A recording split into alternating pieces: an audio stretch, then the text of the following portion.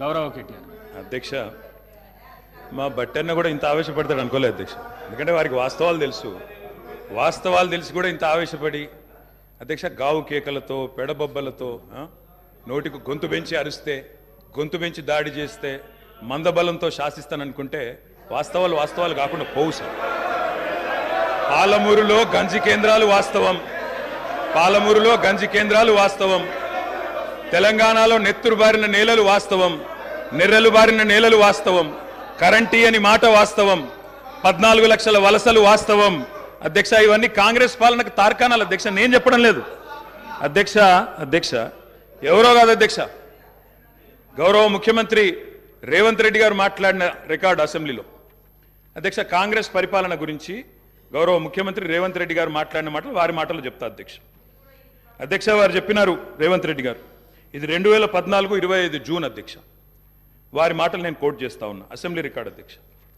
నేను చదువుకోవడానికి హైదరాబాద్లో ఉంటే నా తండ్రి గారు చనిపోతే మా గ్రామానికి పోయినాను. పద్ధతి ప్రకారం దాన సంస్కారాలు అయిన తర్వాత స్నానం చేసి ఇంటికి పోవాలి. ఎండాకాలం వస్తే ఏ బావిలో కూడా రోజుల తరబడి ఈత కొట్టినామో ఆ బావి ఎండిపోయింది. బోర్ దగ్గర పోయి స్నానం చేద్దాం అనుకుంటే కరెంట్ లేదు. నాకున్న పరిచయాలతో కరెంటే ఇస్తే బోర్ల నుంచి నీళ్ళు వస్తలేవు. స్నానం చేయవలసిన సమయంలో నెత్తి మీద నీళ్లు చల్లుకొని ఇంటికి వచ్చినాం అధ్యక్ష. తెలంగాణ ప్రాంతం నిర్లక్ష్యం కావడానికి కారణం కాంగ్రెస్ పాలకులన్న విషయం ఇప్పుడు అర్థమైంది అధ్యక్ష. ఇది నేను కాదు అధ్యక్ష, రేవంత్ రెడ్డి గారు చెప్పిన మాట. మీ ముఖ్యమంత్రి గారే చెప్పినారు అధ్యక్ష, నేను చెప్పడం కాదు.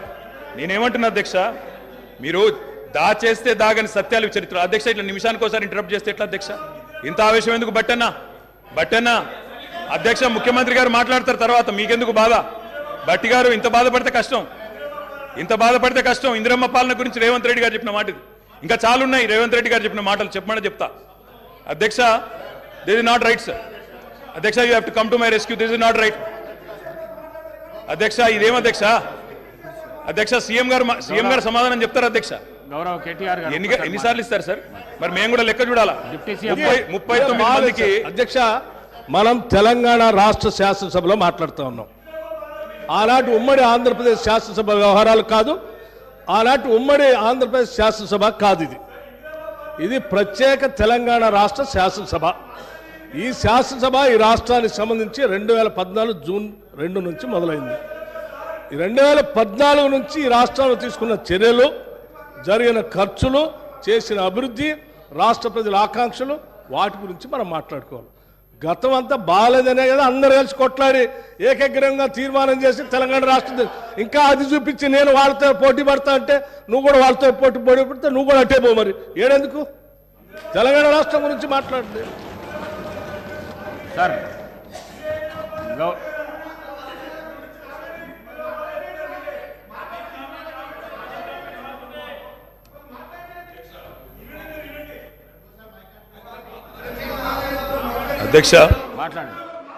అధ్యక్ష ఇందిరమ్మ పాలన అంటే 84 వరకు ఇందిరమ్మ పాలన ఉండే సార్. మరి ఇందిరమ్మ రాజ్యం తెచ్చినాం ఇందిరమ్మ పాలన తెచ్చినాం అంటే మరి ఇందిరమ్మ పాలన గుర్తు చేయాలి కదా సార్. ఇందిరమ్మ పాలనలో గంజి కేంద్రాలు ఉండేది గుర్తు చేయాలి, ఇందిరమ్మ పాలనలో కరెంటు లేనిది గుర్తు చేయాలి, ఇందిరమ్మ పాలనలో నిర్బంధాలు గుర్తు చేయాలి, ఇందిరమ్మ పాలనలో నియంతృత్వం గుర్తు చేయాలి, ఇందిరమ్మ పాలనలో ఎమర్జెన్సీ రోజులు గుర్తు చేయాలి, ఇందిరమ్మ పాలనలో ఆర్టికల్ 365 ఎట్లా యూజ్ చేసి ప్రజాస్వామికంగా ఎన్నుకున్న ప్రభుత్వాలను రద్దు చేసినో గుర్తు చేయాలి, ఇందిరమ్మ పాలనలో ఎట్లా ముల్కీ రూల్ను తుంగలో దొక్కినో గుర్తు చేయాలి, ఇందిరమ్మ పాలనలో ఎట్లా రాష్ట్ర ప్రభుత్వాలను ఒక నియంతలాగా శాసించినో గుర్తు చేయాలి, ఇందిరమ్మ పాలనలో ఎట్లా ఇంటింటికి తాగునీళ్ళు ఇవ్వాలని దుస్థితులను గుర్తు చేయాలి, ఇందిరమ్మ పాలనలో ఎట్లా అయితే గరీబీ హటావో అని నినాదం ఇచ్చి మర్చిపోయినో గుర్తు చేయాలి. రాజశేఖర్ రెడ్డి గారిని గుర్తు చేసుకున్నప్పుడు, కిరణ్ కుమార్ రెడ్డి గారిని గుర్తు చేసుకున్నప్పుడు వారు తప్పకుండా మేము కూడా అన్ని చెప్పాలి కదా సార్. పోతిరెడ్డి పాడుకు పొక్కదవి నీళ్లు తీసుకుపోతుంటే హారతులు పట్టిన వాళ్ళ సంగతి చెప్పాలా, హంద్రీనివాకు హారతులు పట్టిన వాళ్ళ సంగతి చెప్పాలా, తెలంగాణకు అన్యాయం చేసిన ప్రతి ఒక్కరి సంగతి చెప్పాలా. కేవలం సెలెక్టివ్గా తలుచుకుంటాం, ఇందిరమ్మ పేరు అవసరం వచ్చినప్పుడు తలుచుకుంటాం, లేకపోతే తలుచుకోమంటే ఎట్లుంటుంది అధ్యక్ష? కాబట్టి తప్పకుండా చెప్పాలా. చరిత్ర అనేది దాస్తే దాగేది కాదు అధ్యక్ష. ప్రగతి భవన్కు పోయి అక్కడ కేసీఆర్ గారి పేరు మీద మట్టి పూయంగానే చరిత్ర మరుగున పడిపోదు అధ్యక్ష. తప్పకుండా వాస్తవాలుగానే ఉంటాయి. వాస్తవం ఏంది అంటే 50 ఏళ్ల గోస తర్వాత కలిసొచ్చే కాలానికి నడిసొచ్చే కొడుకు కేసీఆర్. తెలంగాణ తల్లిని దాస్య శృంఖలాలు తెంచిన కొడుకు కేసీఆర్ గారు అధ్యక్ష. ఇవాళ వారు మాట్లాడినారు గవర్నర్ గారు మార్పు